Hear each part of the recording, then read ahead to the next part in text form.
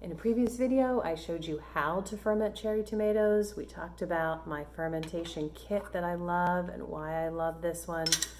And now I'm going to show you more about storing them for a long term. These are ones I fermented many weeks ago, and I feel like there's enough room in these. I might possibly be able to fit the ones that I just finished fermenting this morning. So I'm going to see. We'll see. Watch the previous video for more about how you know when the fermentation is done, and a little bit more about why I took out my seasonings. You do not need your weight when you're storing it. You simply need a good lid to get them closed. So this lid does not have any fermentation holes or openings for it to breathe. It's just a good solid lid. So let's see how many of these I can fit.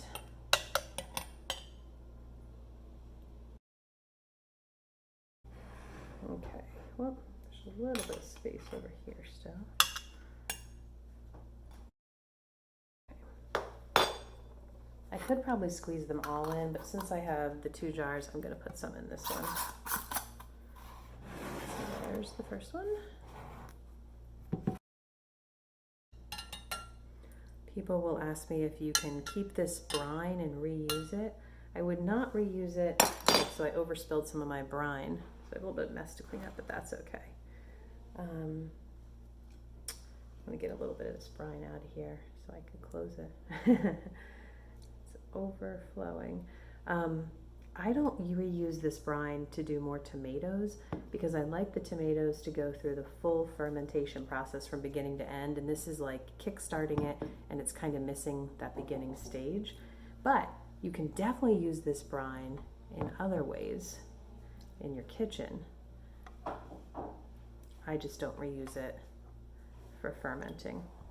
Okay, get a lid on that. And now these are both going to go in my refrigerator. I'll put them in the back corner, and I will pull them out and use them whenever I want some cherry tomatoes on my salad, on top of my pizza, in my cooking, in my scrambled eggs. However you would eat cherry tomatoes, you can use these, and they're so good for you and so delicious. Refrigeration is my preferred way to store these tomatoes, and that's what I'm going to do with these, mainly because it slows down the fermentation.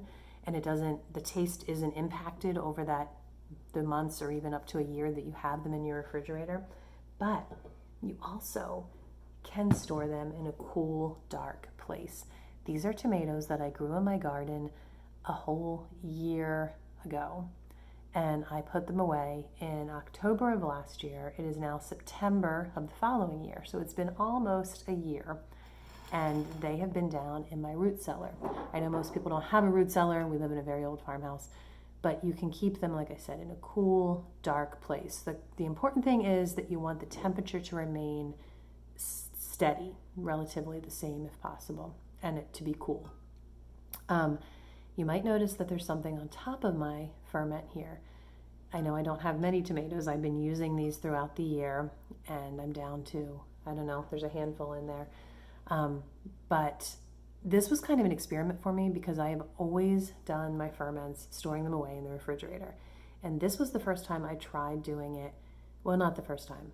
The first time I tried doing this in a jar in my root cellar. I have tried long-term ferments in a ferment crock, but I left it in the main part of my house right here in the kitchen, and it was summertime. So it didn't work well. After just a few weeks, it had gotten just way too fermented for me, and I wasn't pleased with the results.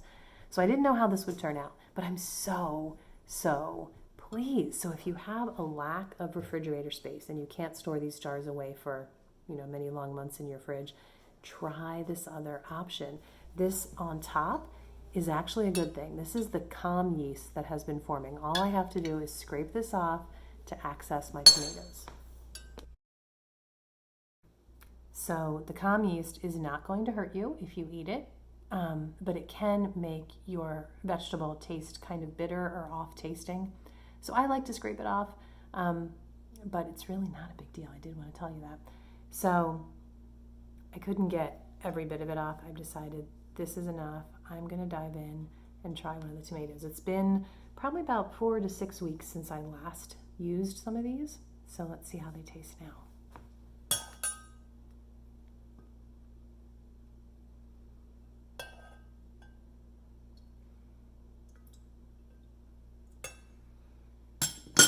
You can see that over time, of course, the longer they're in there, the more they are going to get mushier and somewhat fall apart.